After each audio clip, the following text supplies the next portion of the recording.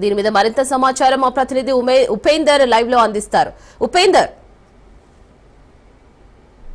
దీపిక ఇప్పటికే అటు కర్రిగుట్టలో కూడా అటు మావోయిస్టుల ఏర్వేత లక్ష్యంగా కూడా ఇటు భద్రతా బలగాలు అయితే ముందుకు సాగుతున్నాయి. వరుసగా కూడా అటు ఏదైతే కర్రిగుట్టల చుట్టూ కూడా ఇటు మా భద్రతా బలగాలు ఏదైతే ఎస్టీఎఫ్ బృందాలు కావచ్చు, డిఆర్జీ బృందాలు, అదేవిధంగా స్పెషల్ పార్టీ బృందాలు ప్రత్యేకంగా ఇప్పటికే కూంబింగ్ కూడా నిర్వహిస్తున్నాయి.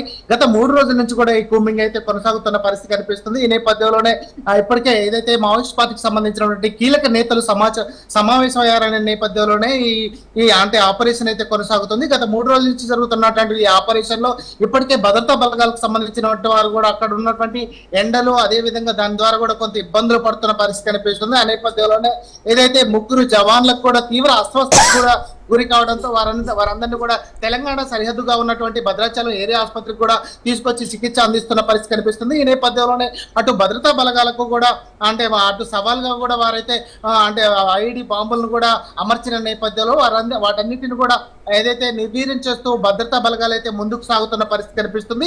ఈ తరుణంలో ఇప్పటికే అటు ఏదైతే మావోయిస్ట్ పార్టీకి సంబంధించినటువంటి అంటే ఒక లేఖను కూడా విడుదల చేశారు. శాంతి చర్చలకు మీరు సిద్ధంగా ఉన్నాం, ఇప్పటికే దీనికి సంబంధించినటువంటి ఏదైతే అంటే ఆపరేషన్ వెంటనే ఆపివేయాలని చెప్పేసి వారంతా కూడా అంటే చెప్తున్న పరిస్థితి కనిపిస్తుంది. ఈ లేఖ విడుదలతో కూడా వారి తమ అస్తిత్వాన్ని కోల్పోతున్న పరిస్థితి ప్రధానంగా కనిపిస్తుంది. ఇప్పటికే మావోయిస్టులు ఈ లేఖ ద్వారా కూడా తాము చాలా ఇబ్బందుల పరిస్థితుల్లో ఉన్నామని చెప్పేసి అయితే మనకు స్పష్టంగా తెలుస్తుంది. ఇప్పటికే ఏదైతే మావోయిస్ట్ ఏర్వేత లక్ష్యంగా 2026 మార్చి 31 లోపు మాత్రం అటు ఛత్తీస్గఢ్ లో కావచ్చు, అదేవిధంగా రాష్ట్ర వ్యాప్తంగా కూడా దేశవ్యాప్తంగా కూడా మావోయిస్ట్ రహిత దేశంగా నిర్మించడం కోసం అటు ఇప్పటికే కేంద్ర హోంమంత్రి అమిత్ షా కూడా చెప్తున్న నేపథ్యంలో ఆ దిశగా కూడా ఇప్పటికే ఛత్తీస్గఢ్ ప్రభుత్వం కూడా ముందుకు సాగుతున్న పరిస్థితి కనిపిస్తుంది. ఇక్కడ ఉన్నటువంటి హోమ్ మినిస్టర్ ఏదైతే విజయ్ శర్మ కూడా ప్రత్యేకంగా బలగాలతో కూడా అంటే సమావేశం అవుతూ కూడా వాటిని అయితే ముందుకు నడిపిస్తున్న పరిస్థితి కనిపిస్తుంది.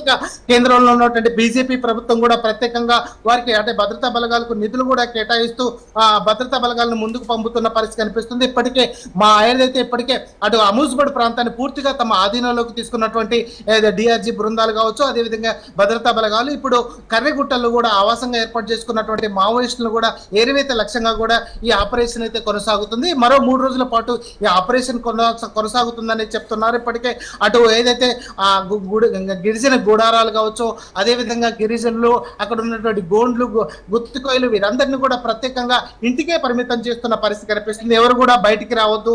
అదేవిధంగా ఇక్కడ ఉన్నటువంటి అంటే ఈ ఎన్కౌంటర్ కు సంబంధించినటువంటి గుడారాలు కావచ్చు, అదేవిధంగా శిబిరాల వద్దకు కూడా అటు మీడియాను కూడా అనుమతించిన పరిస్థితి ప్రధానంగా కనిపిస్తుంది. ఇప్పటికే ఆ ప్రాంతాన్నంతా తమ